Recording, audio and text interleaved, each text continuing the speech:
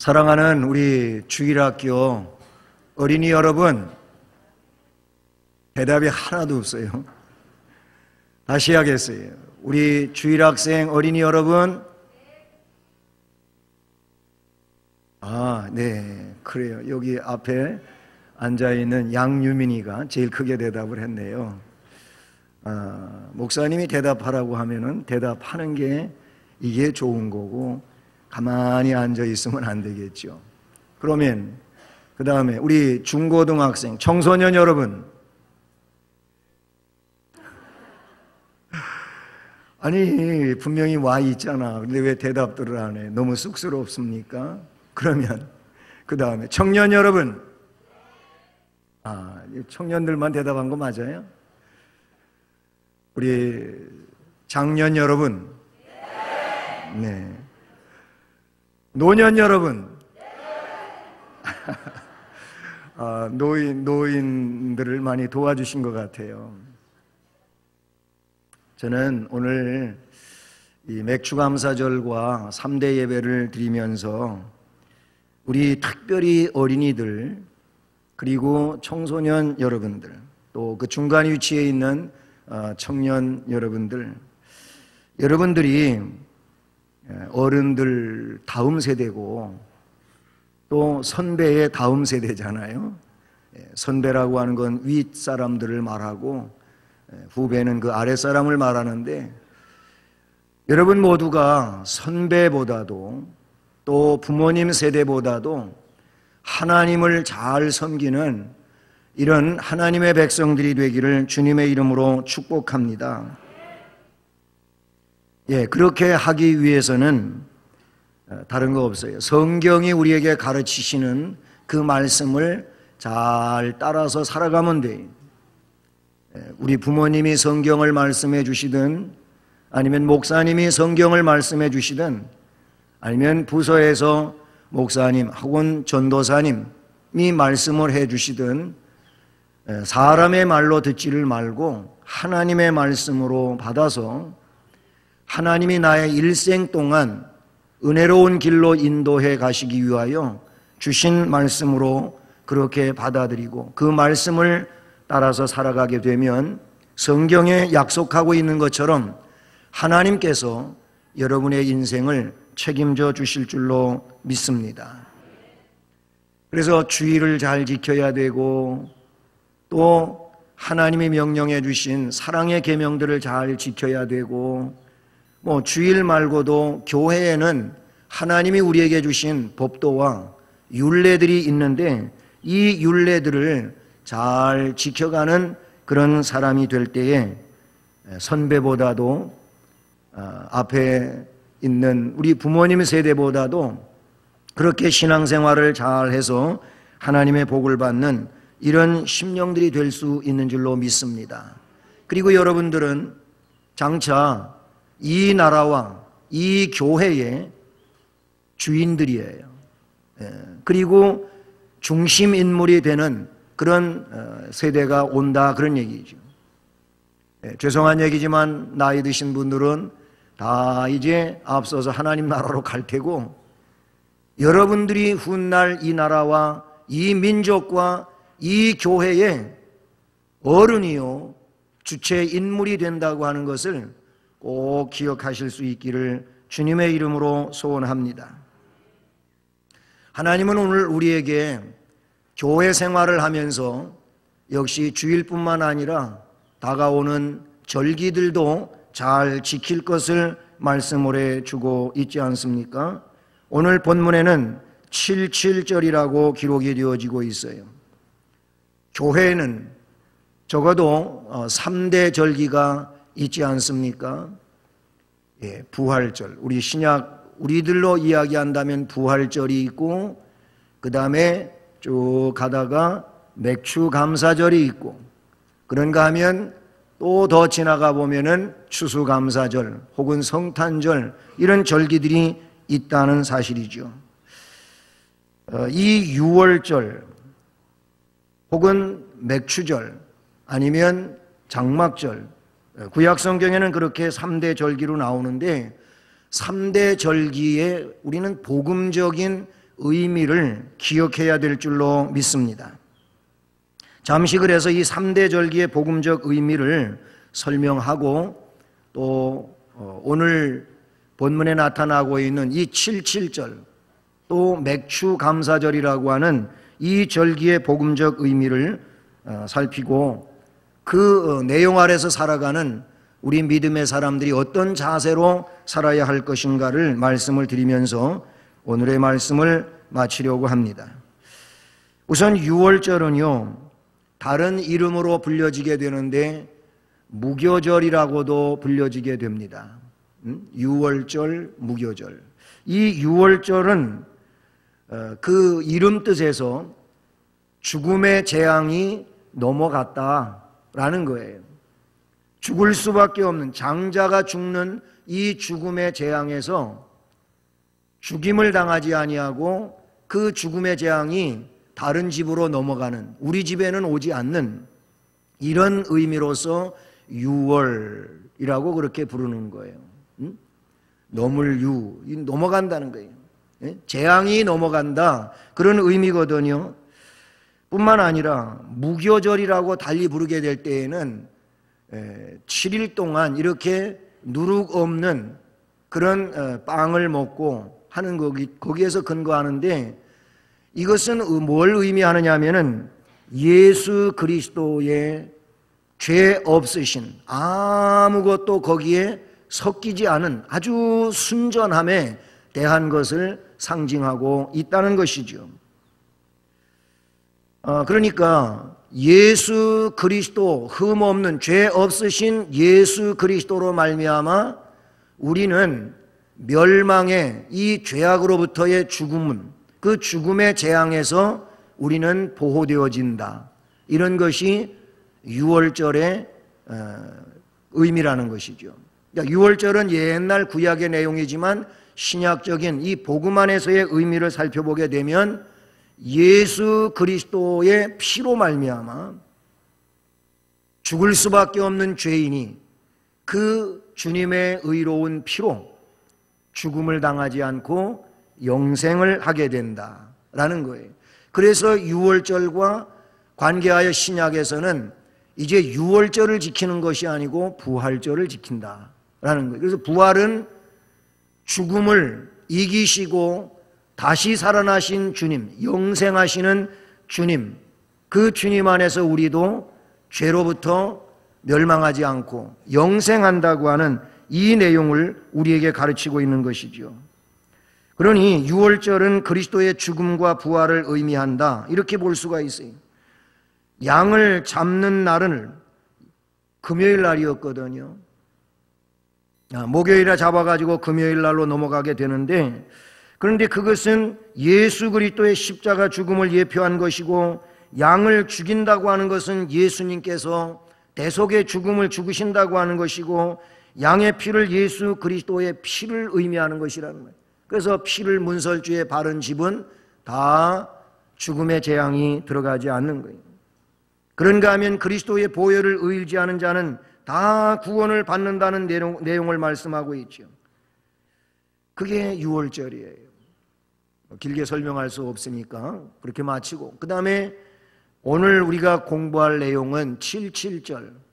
오늘 본문에서는 7.7절이라고 기록이 되고, 또 다른 곳에서는 맥추절이라고도 하고 있고 초실절이라고도 하고 있는데, 초실절이라고 하는 것은 상당히 기간이 길어지는 내용이 되죠. 왜냐하면 무교절을 지키는, 앞에 얘기했잖아요. 무교절, 유월절 지키면 무교절을 지키는데, 무교절 때 안식일 날 다음 날서부터 이제 추수를 시작하는 거예요. 그때 첫 열매를 거두는 거죠. 그 첫 곡식, 이거를 초실이라 그러는 거예요. 그때부터 계산을 하게 되는데 7주를 지내서 7, 7이 49, 그래서 77이라고 하는 말에서 7.7절이 온 것이고, 77이 49하고 다음 날 50일이 되기 때문에 오순절이라고 하고 이러는 거예요. 그러면 이때쯤 되면은 팔레스타인 지방에서는 보리나 밀의 추수를 거의 마치고 추수감사절 예배를 드리는 거예요. 그게 맥추절이라 이렇게 이름 지어지는 것이죠. 특별히 이 77절이라든지 맥추절의 신약적 복음의 의미는 뭐냐면은 오순절이에요. 성령 강림을 이야기하게 되는 것이죠. 성령 강림은 결국 하나님의 교회가, 그리스도의 교회가 세워진 이 내용을 말씀하게 되는 겁니다. 이건 뒤에서 좀 더 넓게 살펴보겠습니다. 그 다음에 오는 것이 뭐냐면 장막절이라고 그래요. 장막절은 수장절 혹은 초막절이라고 불려지게 되는데, 이것은 복음적인 의미에서 예수 그리스도의 재림을 의미한다라고 볼 수 있는 것이죠. 왜 그러냐면 장막절은 추수를 다 해가지고 1년의 추수를 다 해서 곡식을, 알곡을 다 모아가지고 창고에 저장하는 그런 일을 말하는 것이죠. 그래서 수장절이라고 하는 말은 곡식을 창고에 저장한다, 이런 말이에요. 장막절이라고 하는 이 내용은 이렇게 추수를 해가지고 알곡을 창고에 모아들인 이후에 그 다음에 애굽에서 나와가지고 광야에서 천막 생활을 했잖아요. 텐트 치고 살았어요. 거기에 집 짓고 산 게 아니고 가나안 땅에 오기까지는 장막에서 살았었는데, 그때 40년 동안 장막 생활을 할 때에도 하나님이 우리를 지켜주시고 보호해 주시고 아무 문제가 없었던 것을 기념하면서 이제 곡식을 창고에 저장한 이후에 집에 있지 않고 들에 가서 뭐 풀을 베어다가 아니면 나무를 베어다가 초막을 짓는 거예요. 초막을 짓고 그곳에서 애굽에서 나와서 광야 생활을 할 때에 그 일들을 기념하면서 산다 해서 장막절이라고 불려지게 되는 것이죠.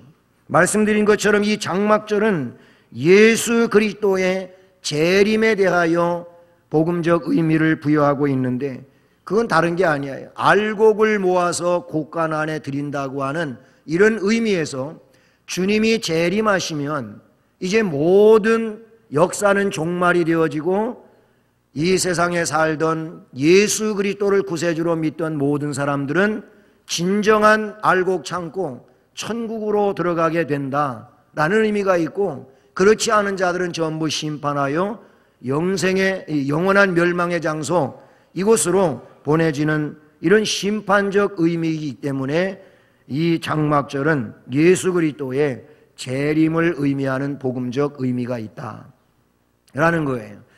다시 요약을 하면 6월절은 죄에서 구원받은 거를 의미하지요.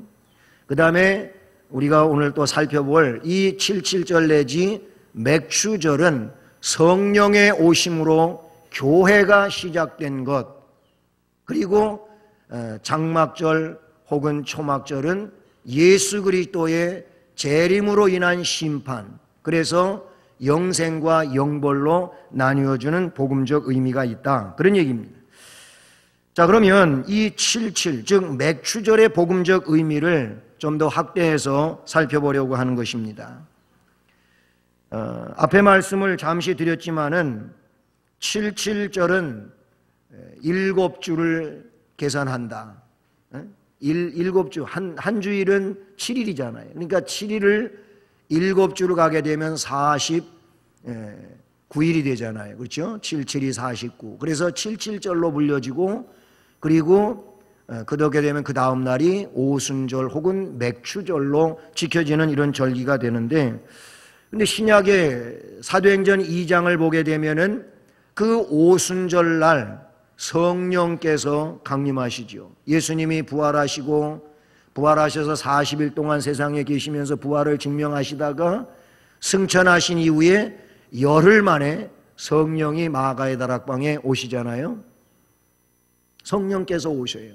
이 성령께서 오심으로 교회가 시작이 되는 겁니다. 물론 교회의 원형은 구약에도 없지 않아 있었지만은 본격적으로 성령의 역사에 의하여 우리 교회가 시작이 된 거예요. 그래서 예루살렘 교회가 세워지고, 그 다음에 안디옥 교회가 세워지고, 그리고 또 소아시아의 7교회가 세워지고 유럽으로 건너가서 빌립보 교회가 세워지고 아니면 갈라디아, 고린도, 아가야 등등 여러 지역의 교회가 세워지지 않습니까? 근데 여러분 보세요. 예수님이 사도행전 1장 8절에서 말씀하시기를 성령이 너희에게 임하시면 너희가 권능을 받는다. 그리고 이 권능에 의하여 예루살렘, 온 유대, 그리고 사마리아 땅끝까지 이르러서 내 증인이 된다. 그랬어요.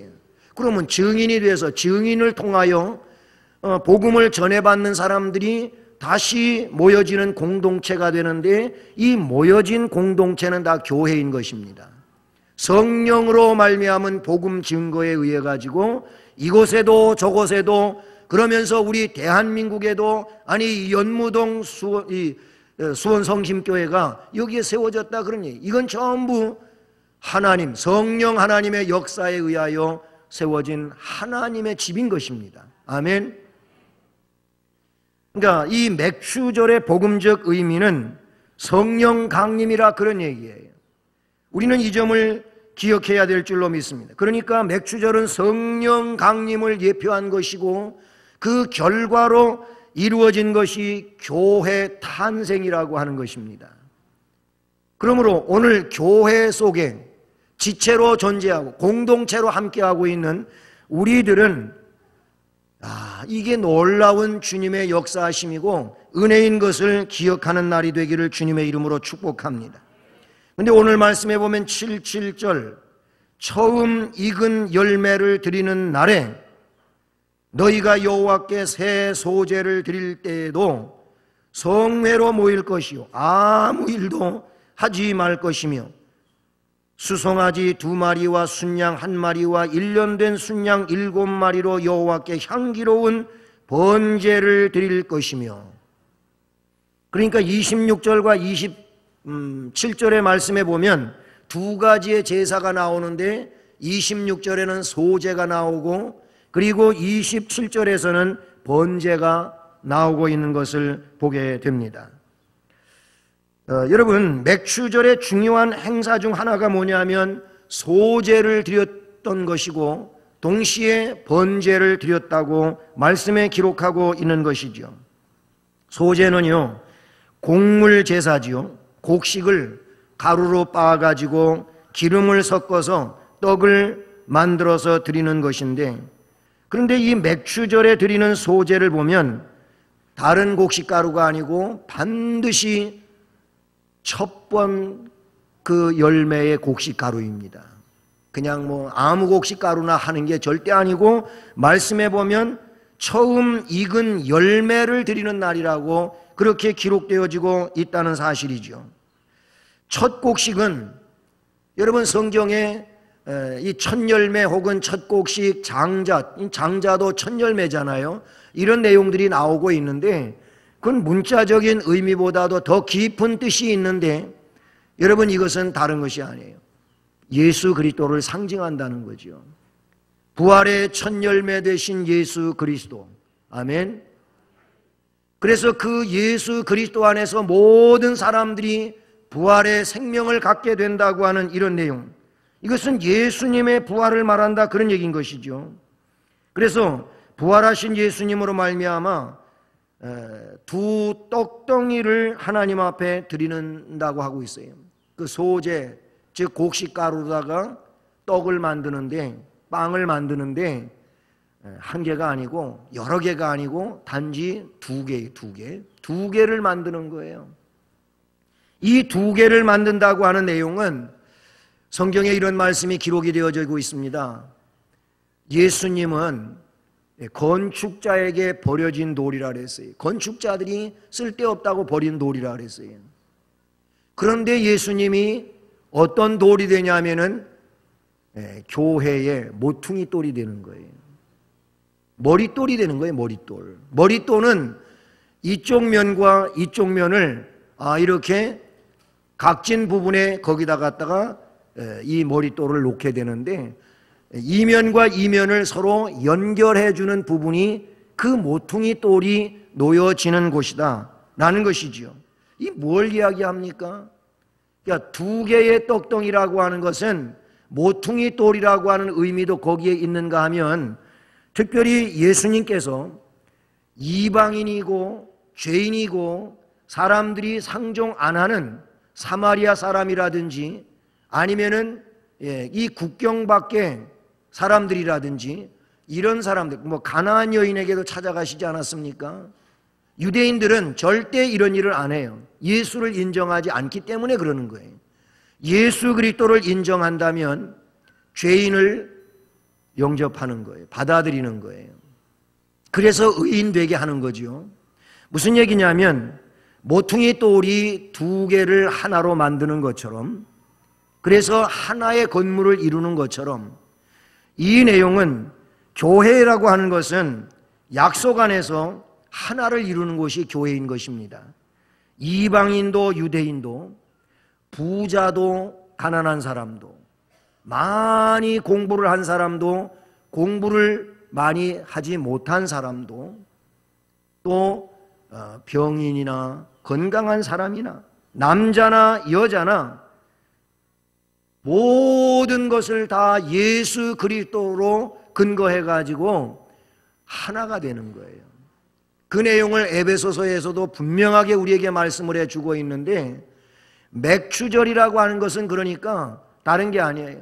애굽에서 구원받았잖아요. 나왔잖아요. 그게 6월절이라 그랬고, 동시에 복음적 의미로는 부활이라 그랬어요. 우리가 예수 안에서 부활의 생명을 가지고 있다면 이제부터 우리가 해야 할 일은 뭐냐면, 이제는 하나로 만들어져야 돼요. 하나의 떡덩이가 돼야 된다, 그런 얘기예요. 예수 안에서 하나를 이루어야 된다, 그런 얘기인 것입니다. 그러므로 예수 안에서는 각자의 사명도 있고, 또는 각자의 어떤 은사도 있고, 삶의 터전이 있고, 생활의 내용이 다르지만, 그러나 예수를 중심으로 했다고 하는 데 있어서는 이제부터는 뭐가 돼야 되냐면 하나가 돼야 된다. 하나를 이루어야 된다, 그런 얘기예요. 자, 그런 의미에서 따라서 하십니다. 우리는 예수 안에서 하나다. 아멘. 분명히 주님이 말씀하셨어요. 예수님 때문에 하나님하고 우리가 하나가 된 거예요. 에베소서 그랬잖아요. 중간에 막힌 담을 예수님께서 그 육체로, 그 피로 허물어서 둘이 하나가 되게 하셨대요. 막힌 담을 허물으셨다 그랬어요.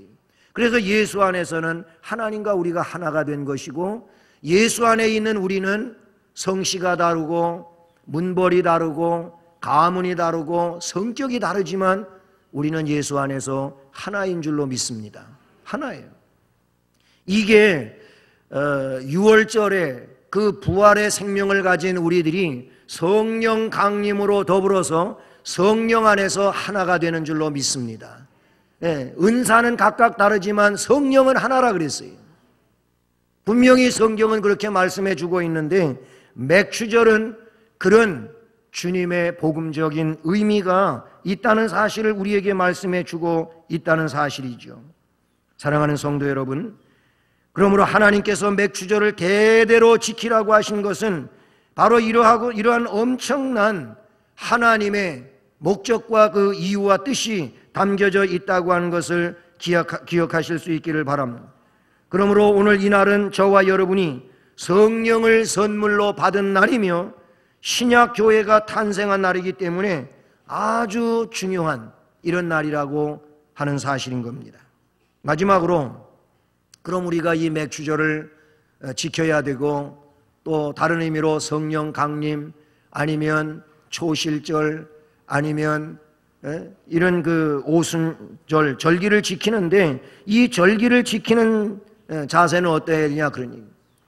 여러분, 절기마다 지키는 예법이 있어요. 6월절 지키는 예법하고 맥추절 지키는 예법하고 달라요. 성경을 보면 6월절을 지키는 예법은요, 성경에 나오고 있는 대로 먹으라고 하는 말이 참 많이 나와요. 여러 가지로 먹으라는 말이 나와요. 고기를 구워 먹으라, 무교병을 먹어라, 쓴 나물을 먹어라, 그리고 앉아서 먹지 말고 서서 먹어라. 먹으라고 하고 있어요. 먹으라는 겁니다. 6월절 때는 먹으라 이런 말씀을 이야기하고 있는, 먹으라고 하는 말씀은 무엇입니까? 준비가 다 된 하나님의 계획을 받아들이라, 그런 의미로 우리가 이해해야 될 줄로 믿습니다. 이거는 복음적 의미에서 이렇게 생각할 수가 있어요. 예수 그리스도가 구원을 위해 모든 것을 완벽하게 이루어 놓으셨어요. 그래서 주님이 뭐라고 말씀하셨냐면 십자가에서 운명하시기 직전에 내가 다 이루었다 그랬어요. 뭘 다 이루었다냐면은 속죄 사역을 다 이루었다는 거예요. 다 이루어 놓으셨기 때문에 그렇게 주님이 다 이루어 놓은 이 구속의 내용을 믿기만 하면 멸망하지 않고 영생을 얻으리라. 아멘. 그렇게 말씀하고 있는 거예요. 그러니까 우리가 맥추절을 지킨다, 아니면 오늘 이 77절을 지킨다, 오순절을 지킨다라고 할 때에는 뭘 이야기하는 것입니까? 예수님께서 속죄의 은혜를 다 이루어 놓았으므로 내가 할 일은 그거를 그냥 믿음으로 내 안에 받아들이는 겁니다. 아멘. 그것을 우리에게 요구하고 계신다는 사실이죠. 우리는 받아들여야 돼요. 근데 또 맥추절에는 또 다른 의미가 있는데 드리라는 거예요. 드리라. 6월절 때는 먹으라 그랬는데 오늘 말씀을 보십시오. 여기 드리라는 말이 여러 차례 6번이나 기록이 되어지고 있어요. 그래서 26절에도 보면은 77절 처음 익은 열매를 드리는 날, 드린다 그랬죠. 중반에 보면은 소제를 드릴 때에도 그랬죠. 27절에도 번제를 드릴 것이며 그랬어요. 그리고 28절에도 역시 거기에도 말씀해 주고 있어요. 29절에 보면 마지막에 드릴 것이며 30절에도 드리되, 그리고 31절에도 드릴 것이니라. 이렇게 드리라고 하는 말이 6번이나 기록이 되어지고 있어요. 여러분, 이제 우리가 6월절 부활절을 통하여 예수 그리스도를 영접하고 그래서 예수 안에서 하나가 되어 의를 이루어 생명의 사람이 된 사람들은 이제 주님을 위하여 드리는 삶을 살라는 거예요.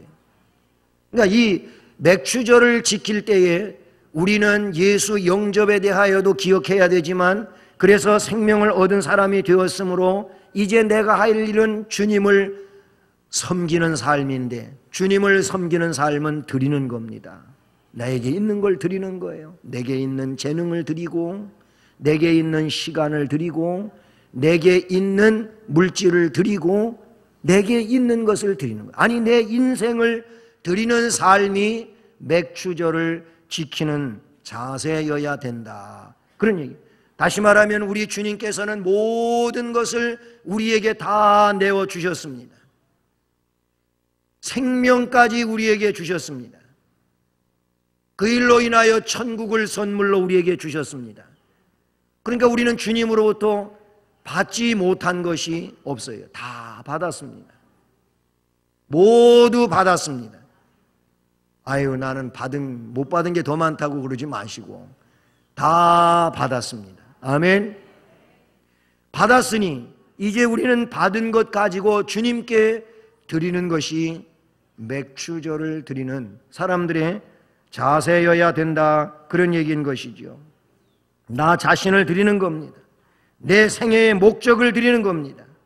내 삶의 과정을 드리는 것입니다. 내 생각도 계획도 하나님 앞에 드리는 것입니다. 새 소재를 드리라고 했어요. 묵은 곡식으로 말고 새로 거둔 그 곡식을 드리라는 것입니다. 새 소재를 드리기 전에 그 누구도 곡식을 손대지 말아야 하는 겁니다. 새 것을 드린 다음에나 내 것을 취할 수 있다고 성경은 말씀하고 있는 거예요. 이게 하나님의 질서인 거예요. 교회의 질서라, 그런 얘기예요. 우리는 우리의 것을 먼저 취하는 자가 될 것이 아니고 하나님의 것을 먼저 구별할 줄 아는 이런 사람이 되어야 할 줄로 믿습니다. 그래서 새 소재라고도 말했고 처음 익은 열매를 드리는 날이라고도 했고 그런 거예요. 결국 하나님의 몫이 먼저다, 그런 의미를 가지고 있는 겁니다. 어떤 아주 진실하고 하나님을 사랑하고 어떻게든지 교회 생활을 바르게 하려고 하는 이런 성도가 간증하는 그런 내용인데 저 역시 그런 삶을 살고 있습니다마는 자, 우리에게 한 달, 저는 이제 생활비라 그러잖아요. 교회에서 지급해 주는 생활비가 있어요. 생활비를 받아. 여러분은 회사 혹은 직장 생활하면은 월급 혹은 봉급이지요. 그게 요즘에는 거의 통장으로 가기도 하고 하는데 우리가 봉급을 받았어요. 그러면 제일 먼저 할 일이 뭔지 오늘 말씀에 비춰보면 아시겠죠. 우리가 먼저 할 일은 11조 헌금 떼놓는 겁니다. 그리고 한 달 동안 내가 감사할 감사헌금 떼어놓는 겁니다. 이건 기본이죠. 11조와 감사헌금은 미리 내가 할 분량을 떼놓고 나서 쓰는 거예요. 사용하는 거예요. 그냥 아무래나 쓰다가 11조 해야지 감사. 이거하고는 너무나도 현격한 차이를 가지고 있다 그런 얘기예요. 이게 맥추절을 지키는 복음적 의미다 그런 얘기인 것이죠. 우리에겐 주님으로부터 다 받았어요. 그러므로 이제 우리는 드려야 되는데 드릴 때에도 아무렇게나 드리는 것이 아니고 첫 것을 하나님의 것을 하나님의 것으로 그렇게 드리라고 하는 말씀을 우리에게 가르쳐 주고 있다는 사실이죠. 그리고 소제를 드릴 때에는 번제와 함께 드리라고 했는데 번제는요 그냥 드려지는 게 아니에요. 번제는 반드시 피를 흘린 다음에 그 피 흘려진 제물, 이 동물, 즉 제물을 가지고 번제를 드리는 것이지 피 흘림이 없이는 번제가 될 수가 없는 거예요. 그런데 소제를 드릴 때 번제하고 드리라, 피 흘림이 있은 다음에 번제를 드리고 소제를 드리고 이렇게 된다는 순서인 것이죠. 여러분, 이 피 흘림이라고 하는 말은 그 결정적인 실체는 예수 그리스도의 피 흘림이라. 이 피 흘림의 의미는 그러므로 예수 그리스도의 십자가 사건을 의미하는 거예요. 그러니까 이 말은 어떤 의미를 가지냐면 하나님 앞에 나아갈 때 주일이든 어떤 예배든 그 무엇이든 간에 하나님 앞에 나아갈 때에는 오로지 예수 그리스도의 피를 가지고 나아가야 되는 거예요. 예수 그리스도의 피 없이 하나님 앞에 나아갔다가는 죽는 일도 생기고 이건 하나님이 받으시는 일이 아닌 거예요. 오직 예수 그리스도의 피공로로만 우리 나가는 거예요. 오늘 예배에 오신 여러분들도 예수 그리스도의 이름으로 오신 거 아닙니까? 그냥 그것 없이 여러분 마음대로 그냥 오셨습니까? 그거는 잘못된 예배관인 것이죠. 주님의 공로를 의지하여 예배를 준비하고 예배를 시작하고 예배를 마치고 오로지 예수 그리스도의 공로 안에서 이루어지는 이 내용이 소제를 드릴 때는 번제와 함께 드려라. 번제를 드리기 위해서는 피가 있어야 된다. 그것은 예수 그리스도를 통하여 나아가야 된다고 하는 것을 말씀해 주십니다. 어쨌든 맥추감사절은 말 그대로 감사절입니다. 구원의 은혜를 감사하고 열매를 주신 것을 감사하고 할 수 있어서 감사하고 감사하는 절기가 맥추절임을 기억하시고 오늘 여러분 마음껏 하나님 앞에 감사하는 날이 되시기를 축복합니다. 그리고 앞으로의 삶을 살아갈 때 이 맥추절에 주어진 복음적 의미를 깊이 인식하고 이와 같은 삶으로 하나님을 섬기며 영광을 돌리고 하나님의 복을 받는 우리 모두가 되기를 주님의 이름으로 축복합니다.